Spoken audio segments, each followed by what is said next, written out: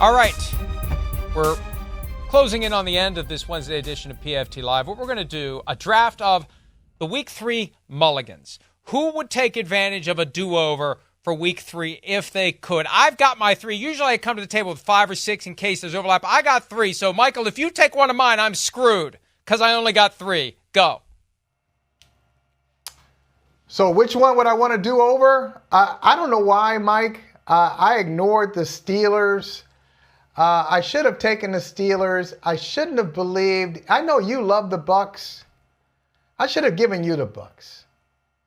Yeah. You know, I wish I could do that one over.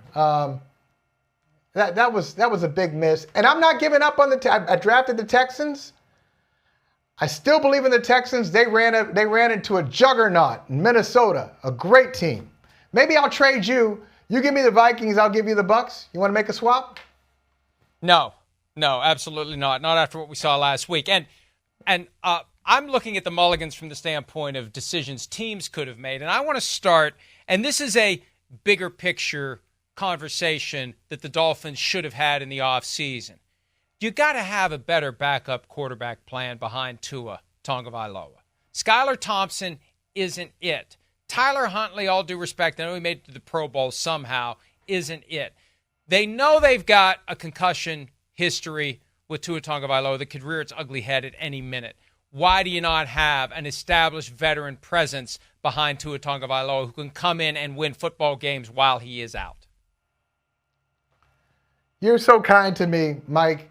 I thought the segment was something else. See, you were so nice. You're like, no, that's not the segment. The segment is the people who would make different decisions. I get it now. So I would say, how about the Giants? We talked about it earlier. The Giants having a kicker. They really, like personnel-wise, you're limited offensively anyway. You probably cost yourself a victory. You could be, going into this game against the Cowboys, you could be 2-1 with an opportunity to knock them out of the division, go 3-1 if you had just taken care of special teams and a kicker. All right, let's take a quick break. We'll have a couple more. Now that we are both on the same page as to what we're looking for in this draft, we'll have one more each right after this.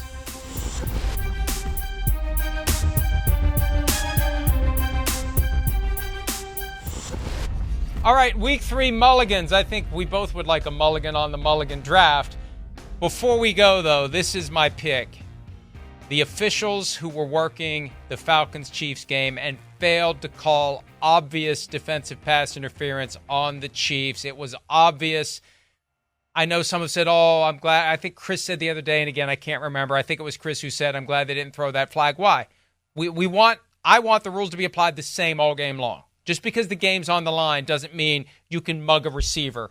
That should have been a flag. It should have been 1st and goal on the 1 for the Falcons. No question. Call pass interference. I'm going to give you 2 quick ones. Nick Sirianni, take field goals when they're available to you, even when it's a 3-zip game. And, hey, Antonio Pierce, you can't have Gardner Minshew and Aiden O'Connell as your quarterbacks. You get what you deserve. Absolutely right. Great show, Michael. See everybody tomorrow. Hi, it's Mike Florio. Thanks for watching PFT on YouTube. Hit subscribe for the latest news and analysis from Pro Football Talk.